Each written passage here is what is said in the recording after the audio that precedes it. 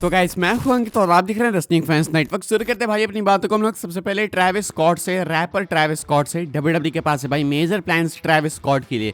Monday night raw की Netflix premiere में भी थे ट्रैविस स्कॉट। ऐसा एक्सपेक्ट किया था हमने भाई की परफॉर्मेंस होगी, इनकी परफॉर्मेंस हुई भी थी, लेकिन ऐसी परफॉर्मेंस करानी है तो मत कराओ यार। ये 2 लाइन गाने के बाद कोई और आ जाता है। ऐसा सेम हुआ था लिल वेन के साथ रेसलमेनिया 40 में, जे उसो आ गए थे। एंड अभी भाई ट्रैविस स्कॉट का सेम चक्कर। तो मैं चाहता हूँ कि एक फुल्ली फ्लेश्ड अच्छे से परफॉर्मेंस हो, लेकिन ऐसा दिख नहीं रहा है। लेकिन अभी भाई कोई और अपडेट है इनको लेके, मैं आपको बताता हूँ। रेसलर वोट्स रेडियो के अंदर बताया गया है कि WWE is set to have major plans for Travis Scott in the future. कहा जा रहा है कि WWE के पास है भाई मेजर प्लान्स ट्रैविस स्कॉट के लिए आने वाले टाइम के अंदर, यानी कि इन फ्यूचर आपको ट्रैविस स्कॉट WWE के अंदर और भी इन्वॉल्व होते हुए दिखेंगे। पोस्ट शो कॉन्फ्रेंस के अंदर ट्रिपल एच ने मंडे नाइट ऑन नेटफ्लिक्स के बाद वैसे भी ये चीज़ पहले बोल के रखी है कि ट्रैविस स्कॉट के लिए भाई हमारे पास और भी प्लान्स है एंड ट्रैविस स्कॉट के साथ हम काम करने वाले हैं। यानी मेरी मीटिंग होगी ट्रैविस स्कॉट से एंड हम लोग कुछ और चीज़ें डिस्कस करेंगे एंड उसके बाद सेम पेज पे आके वर्क करेंगे। तो बेसिकली WWE भाई ट्रैविस स्कॉट के साथ खुद को जोड़ के रखना चाहती है।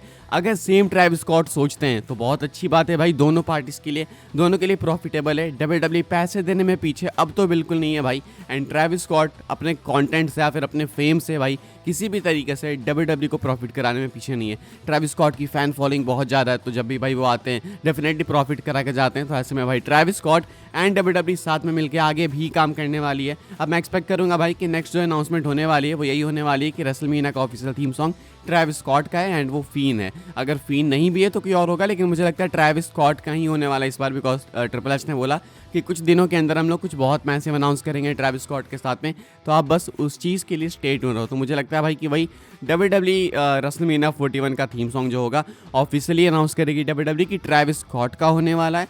अब या तो वो फीन होगा, नहीं तो कोई और सॉन्ग हो सकता है। मैं तो भाई अपर एसएलएन से भी काफ़ी खुश हूँ, इन्होंने अभी यूज़ किया था रॉ नेटफ्लिक्स में। तो ऐसे बहुत से ट्रैक्स हैं ट्रैविस स्कॉट के जो कि भाई डेफिनेटली रेसलमेनिया के लिए यूज़ हो सकते हैं। द स्कॉट से तो बस कुछ एग्जाम्पल्स हैं और भी बहुत से।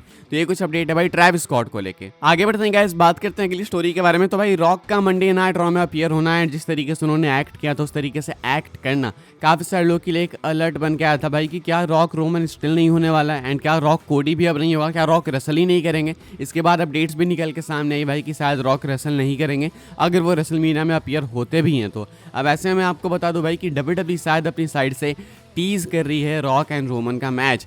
WWE वाले भाई फिंगर अप करके ये वाले पोस्ट करते हैं, आप देख सकते होगे। एंड यहाँ पे रॉक रोमन से जब गले मिल रहे थे उनसे हैंड शेक करके, तो वो वाली फोटो है। एंड ये HD फोटोज़ अब आई है। एक तो पता नहीं भाई रॉक की फ़ोटोज़ बाद में क्यों आती है, सबकी फ़ोटो आ जाती है, रॉक की फ़ोटो 3 दिन बाद आती है, 2 दिन बाद आती है। तो WWE भाई बिना किसी कैप्शन के, बस कैप्शन में बस ये फिंगर वाला साइन है, ये bloodline we the ones वाले साइन को पोस्ट करके रॉक एंड रोमन की फ़ोटो को पोस्ट करती है। अब क्या ये रेसलमेनिया 41 का टीज़र है? मे बी हो भी सकता है एंड होना भी चाहिए। आई मीन भाई अब नहीं तो कब? रेसलमेनिया 37 में नहीं, 38 में नहीं, 39 में नहीं, 40 में नहीं, 41 में भी नहीं। अब रॉक कोडी होने के चांसेस लगते नहीं है। पिछली वीडियो में मैंने आपको एक बहुत अच्छी पिछली वीडियो में आई गेस भाई, उसमें सब बोली रहे, क्लेम कर रहे हैं कि शायद रॉक जानबूझ के कोडी से फ्रेंडशिप कर रहे हैं, कोडी से गले मिल रहे हैं ताकि कोडी रोड्स को उनका मैच ना मिल सके रॉक के against WrestleMania 41 night 2 man. Night 2 अगर मेन इवेंट नहीं कर पाएंगे कोडी तो रॉक का बदला हो जाएगा पूरा रेसलमेनिया 40 का एंड वो मेन इवेंट करेंगे रोमन रेंस के साथ में। तो अगर ये चीज़ है तो बहुत ही मज़ेदार है, मतलब मज़ा आएगा एंड रॉक रोमन का मैच हो जाएगा।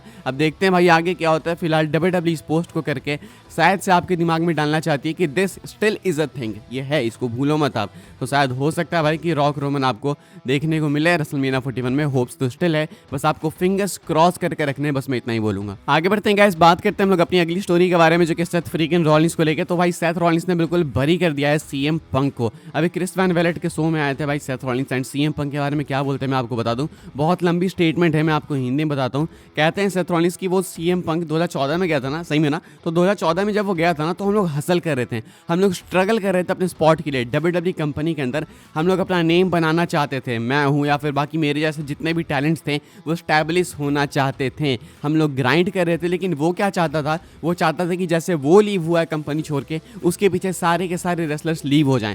वो हम नहीं कर सकते थे। CM पंक ऑलरेडी एक स्टैब्लिश नेम था, उसने इनफ पैसे कमा लिए थे एंड हम जिस स्पॉट पे थे WWE के अंदर उस टाइम हमें पैसों की नीड थी एंड WWE जैसे पैसे ऑफर कर रही थी वैसे ऐसी कोई कंपनी ऑफर नहीं कर सकती थी। उस टाइम AEW एक अल्टरनेट ऑप्शन भी नहीं था। तो सेथ रॉलिंस कहते हैं कि CM पंक बाकी रेसलर्स पे चिढ़ा हुआ था क्योंकि वो उसके पीछे नहीं आए। वो क्यों आते? वो ग्राइंड कर रहे थे, वो हसल कर रहे थे, उनकी वो दिक्कतें नहीं थी जो कि इसकी दिक्कतें थी। तो CM पंक इस चीज़ के लिए सेल्फिश है बिकॉज वो एक्सपेक्ट कर रहा था कि बाकी लोग भी उसके पीछे WWE को छोड़ के आ जाएंगे। हालांकि सिचुएशन काफ़ी डिफरेंट है, वो काफ़ी पैसे कमा चुका था, हम लोग नहीं कमा रहे थे, वो स्टैब्लिश था, हम लोग स्टैब्लिश नहीं थे।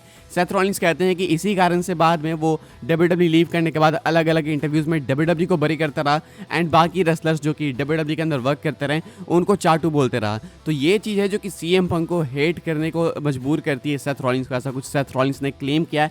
तो मुझे तो भाई इनके आर्ग्यूमेंट्स बिल्कुल वैलिड लगते हैं। रॉलिंस का कहना है कि आज के डेट तक मैं इस चीज़ को भूल नहीं सकता कि ये हिपोक्रेट एक टाइम पे बाकियों की जॉब्स खाना चाहता था। वो बस चाहता था कि बाकी इसका साथ दें, उस चक्कर में अपने जॉब को छोड़ दें, अपनी फैमिली भूल जाएं एंड बेरोजगार होकर बैठ जाएं।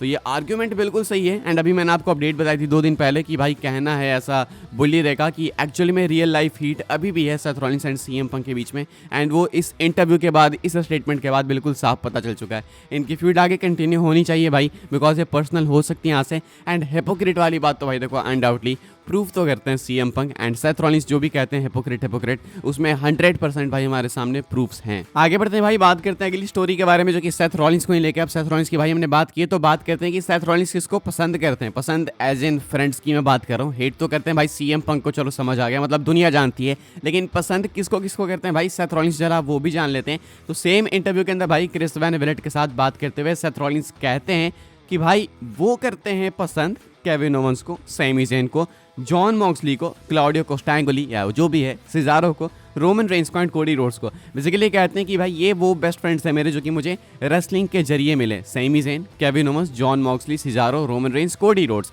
बाकी आगे बढ़ते हैं भाई, हम लोग बात करते हैं अगली स्टोरी के बारे में जो कि अपनी आखिरी स्टोरी है एंड ये ट्राइबल चीफ रोमन रेंस को लेके।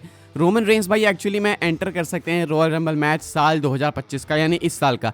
क्यों कर सकते हैं, इसके पीछे क्या लॉजिक है मैं आपको बताता हूँ। Most likely Roman Reigns royal rumble में किसी भी सिंगल्स मैच में नहीं होने वाले हैं, बिकॉज अब यहाँ से लेके रोमन रेंस गायब होने वाले हैं 27 तारीख तक मोस्ट प्रोबेबली, बिकॉज अगले अपीयरेंस उनकी 27 तारीख के लिए ही अनाउंस्ड है। तो अब उससे पहले शायद रोमन नहीं देखने को मिलेंगे। 27 को रोमन अपीयर होंगे, उसके बाद रंबल कितना करीब है आप देखो, सीधा 2 तारीख को रंबल है। तो ऐसे में इतने कम टाइम में रोमन का कोई भी सिंगल्स मैच अनाउंस नहीं होने वाला है रॉयल रंबल के लिए। रोमन रेंस रॉयल रंबल के लिए एडवर्टाइज्ड हैं, तो ऐसे में सिर्फ एक मैच बच जाता है जहां पे रोमन एंटर कर सकते हैं एंड वो है रॉयल रंबल मैच। तो चांसेस काफ़ी हाई है भाई कि रोमन इस मैच में घुसेंगे, पहले से भी चांसेस थे।